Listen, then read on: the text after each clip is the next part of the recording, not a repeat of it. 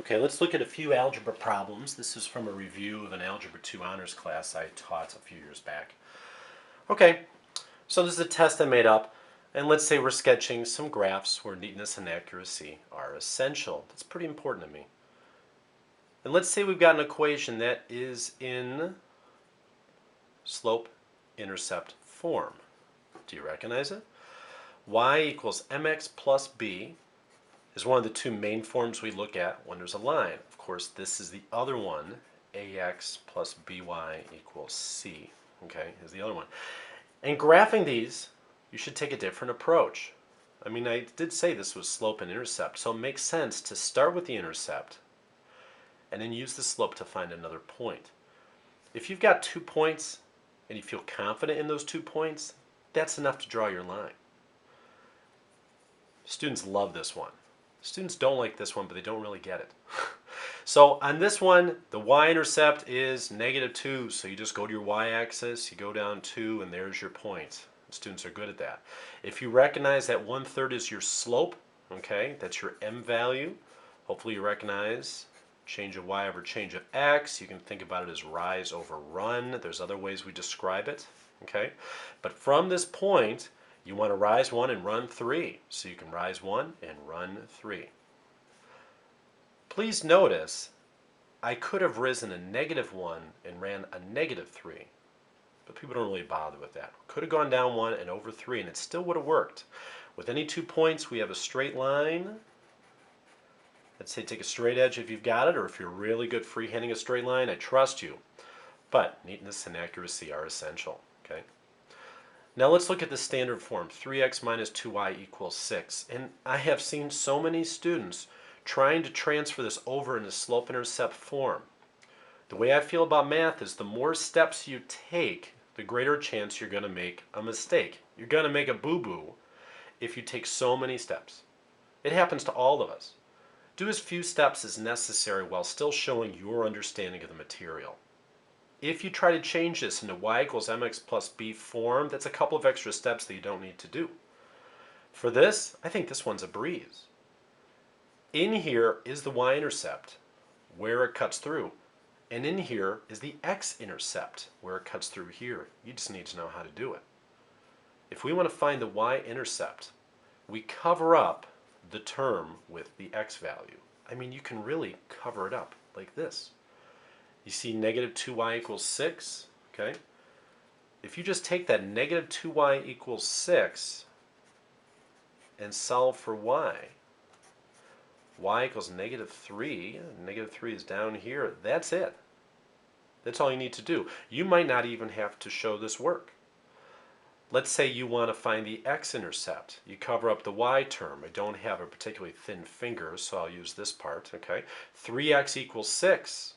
3 times a number equals 6, that number's 2, right? There you go, there's your 2 points. I feel like I can do this one faster than this one.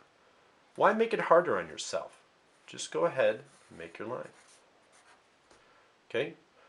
It's funny, the first forms we show you are often not the best forms. Okay, now let's look at a couple of inverse equations here, okay? What's the inverse of y equals 5x minus 3? Most students recognize change out the x and the y. Wherever there was a y is an x, okay? Whatever was the input is now the output. And the first should now be last and all that. So we got x equals 5y minus 3, and now you just need to solve for y. You got to get y by itself, and it usually takes 2 steps. Inverse order of operations tells us add 3 to both sides. So we've got x plus 3 equals 5y. And to get y by itself, divide by 5. Divide both sides by 5. I really like seeing students divide each term by 5.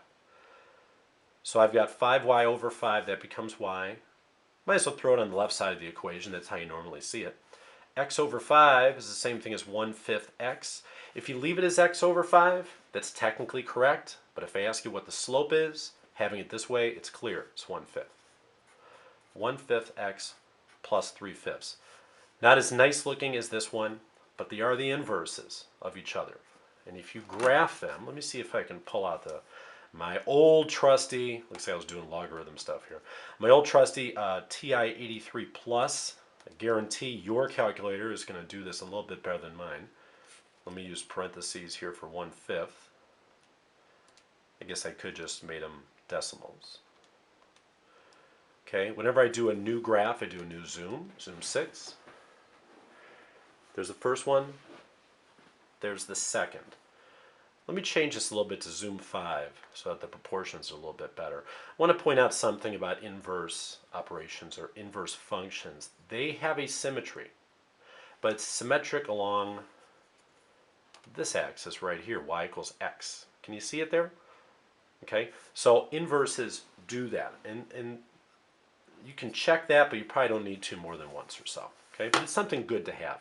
I like using the calculator in class to introduce a problem, sometimes to check the work, okay, to reinforce, but I don't want students going straight to the calculator to do all the work for them. Calculator does what it does. It's not particularly smart.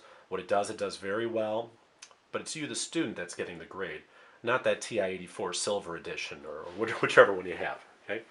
Hopefully this one isn't too hard for you here, okay? The only change up is f of x, make that a y. So now we switch the x into y. We're going to have x equals y plus 2 over 2, okay? Multiply both sides by 2, or if you want to think about it as cross multiplication here, you can, okay? So on this one we got 2x equals y plus 2. Divide both sides by 2. I'll throw the y on the left-hand side. Y equals 2x minus 2. There you go. That's the inverse. You can check it, but you don't need to, right? Okay, any questions?